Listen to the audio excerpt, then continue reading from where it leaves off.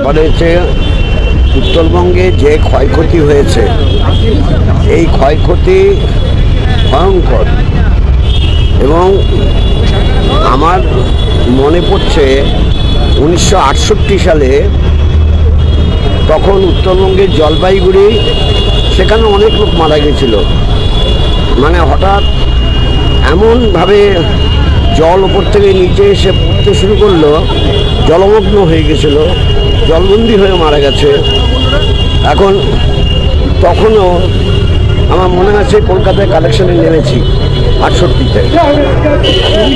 আর এবার সবথেকে বেশি ক্ষতি হয়েছে মিরিকে, আর তারপরে জলপাইগুড়ির নাগলাকাটায়। বাকি অন্য জায়গাতেও ক্ষতি হয়েছে, বাড়িঘর তো অনেক ভেঙেছে, কারণ ধস, পাহাড়ি ধস। কারণ উত্তরবাংলায় আমাদের হিমালয়ে সব জায়গার রক কিন্তু সলিড রক না, অনেক জায়গার রক হচ্ছে সেমি সলিড, আর কোথাও কোথাও আছে এখনও সেটা রক ফর্মেশন নেয়নি, সেগুলো সব ভেঙে গেছে, ধস নেমেছে। ফলে ক্ষয়ক্ষতিটা ব্যাপক হয়েছে।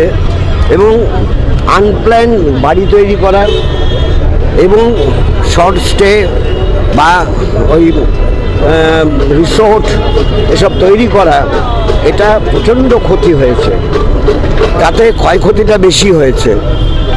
এখন মানুষের জীবন তো গেছে, মানে 32 জন 30 জন তো গিয়েছিল, পরে আরও 2 জনের বডি পাওয়া গেছে, 32 জন মারা গেছে।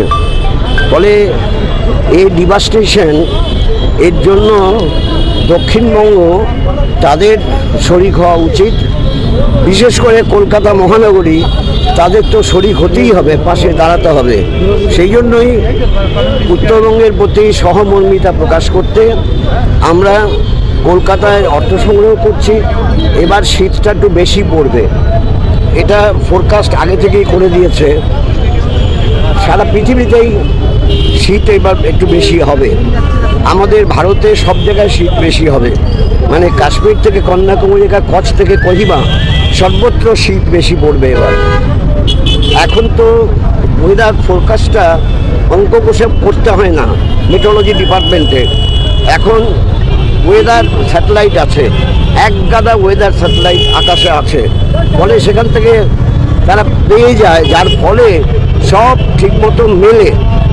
এই ফোরকাস্টটা 2-3 দিন আগে করেছিল, এই 3 দিনের প্রস্তুতি নিলে উত্তরবাংলার এত বেশি ক্ষয়ক্ষতি হতো না, কিছুটা ক্ষয়ক্ষতি আটকানো যেত। তাই আমরা উত্তরবঙ্গের মানুষের পাশে আমরা দাঁড়াতে চাই। তাই কলকাতার বুকে অর্থ সংগ্রহে অংশীদার হচ্ছি। স্যার, উত্তরবঙ্গের যেখানে মানুষ তাদের প্রত্যেকে ঘর হারিয়েছেন, সেখানে গিয়ে মুখ্যমন্ত্রী বলছেন শিলিগুড়ি সংলগ্ন এলাকায় মহাকাল মন্দির বানিয়ে দেবেন। না, আমি বলতে পারবো না, এটা আমি জানি না, তো আমি না জানা বিষয়ে বলতে পারবো না।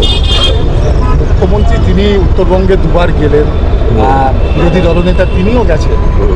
মানে কোথাও একটা মানে রাজনীতিটা হয়ে যাচ্ছে না, স্থানের বদলে রাজনীতি এবং বিভাজনের রাজনীতি। যাই হোক, সেটা ওরা যা করার করুক, ওরা বাইনারি সবসময় করে, সব বিষয় করে। আমাদের ফ্রম ডে 1 আমাদের ইয়াঙ্গার ব্যাচ, রেড ভলেন্টিয়ার এবং ছাত্র যুবরা, তারা ওখানে পড়ে আছে। ব্যাচ যাচ্ছে, চলে আসছে, আমার নতুন ব্যাচ যাচ্ছে। কালকেই তো একটা বড় ব্যাচ চলে গেল, তারা জিনিসপত্র নিয়ে আবার উত্তরবঙ্গের মানুষের অসহায় মানুষের পাশে দাঁড়ানোর জন্য, তাদের সহায়তা করার জন্য।